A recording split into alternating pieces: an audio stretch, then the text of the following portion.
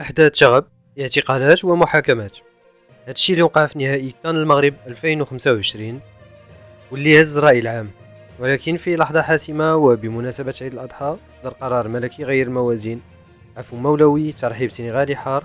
ولكن الملف القضائي والرياضي عند الطاس مازال مفتوح. شنو واقع بالضبط في كواليس هذه القضية؟ وفين وصل النزاع بين المغرب والسنغال في المحاكم الدولية؟ تابعوا معنا التفاصيل.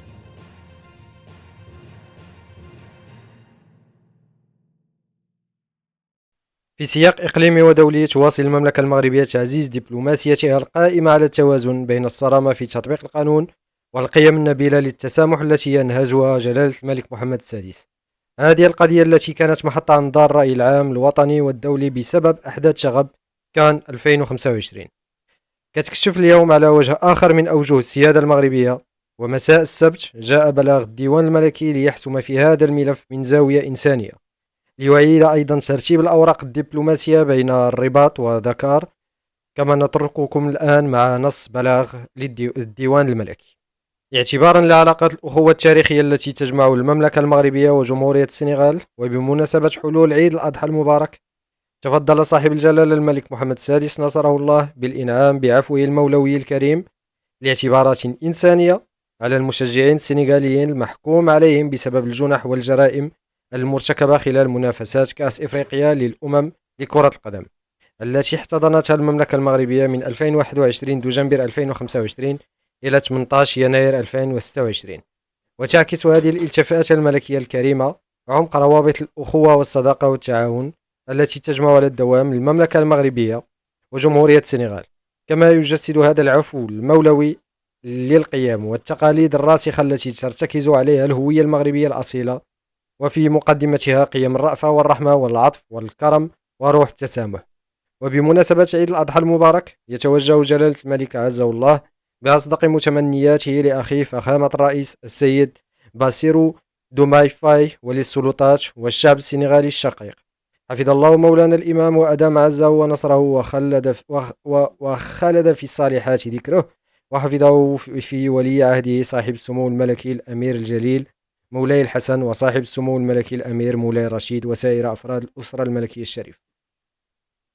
هذا القرار الملكي ذو الأبعاد الإنسانية لم يمر مرور الكرام، والرد الرسمي من العاصمة السنغالية داكار جاء سريعا ومرحبا. ومباشرة بعد صدور بلاغ الديوان الملكي، تفاعل الرئيس السنغالي باسيرو ديوماي فاي مع هذه الالتفاتة ليخرج بتصريح رسمي يشير فيه بقرار العفو عن المشجعين السنغاليين. الرئيس السنغالي وفي منشور له على حسابه الرسمي بمنصة إكس وصف هذه الخطوة بأنها قرار مفعم بالتسامح والإنسانية. وأكد السيد فاي أن المواطنين السنغاليين الذين تم اعتقالهم في المغرب على خلفية الأحداث التي وقعت على هامش كأس الأمم الإفريقية قد أصبحوا أحرارا الآن. وتابع قائلا إن هؤلاء المفرج عنهم سيلتئمون قريبا بأحبابهم وعائلتهم بفضل العفو الملكي الذي تفضل به صاحب الجلالة بمناسبة عيد الأضحى المبارك.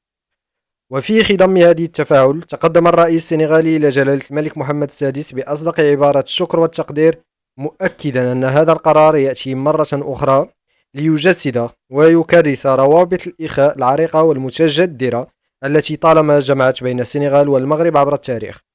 وفي ختام منشوره، حرص الرئيس ديوماي فاي على تهنئة جلالة الملك وكافة الشعب المغربي بحلول العيد.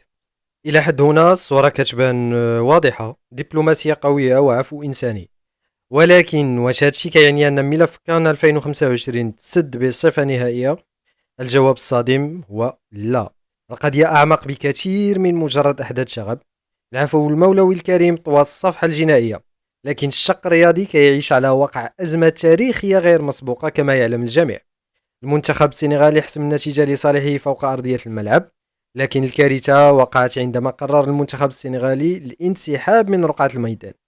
هذا الانسحاب المفاجئ دفع الاتحاد الإفريقي لكرة القدم الكاف لتطبيق القوانين الصارمة، وبعد تطبيق القوانين ديالو وإعلان المنتخب المغربي بطلا رسميا للنسخة. لكن القصة لم تنتهي هنا.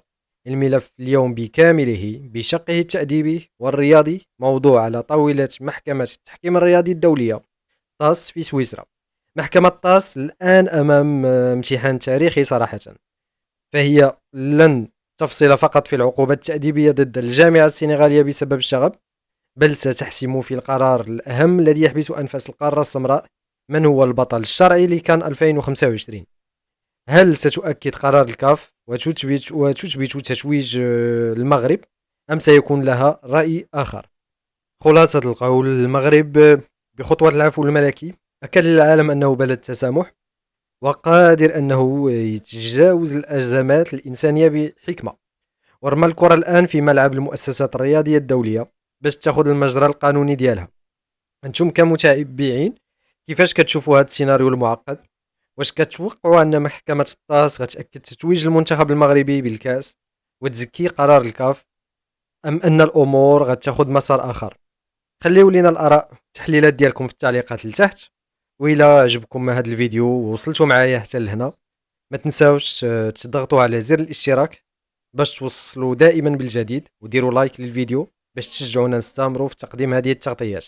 شكرا على حسن المتابعة، وإلى اللقاء في تغطية قادمة مع قناة عين المغرب.